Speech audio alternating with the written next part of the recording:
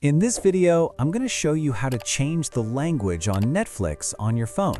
So this works on both Android and iPhone, and it's a very simple process, so just follow along. Now, the first thing you want to do is open the Netflix app on your phone and make sure you're logged into your account.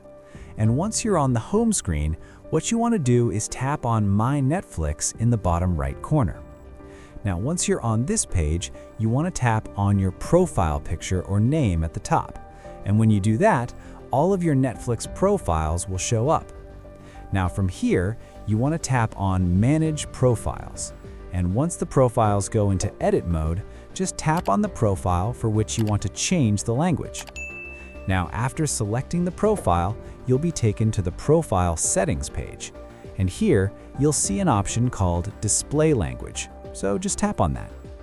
Now a list of available languages will appear, and here you can simply select the language you want Netflix to use. So just tap on the language you prefer.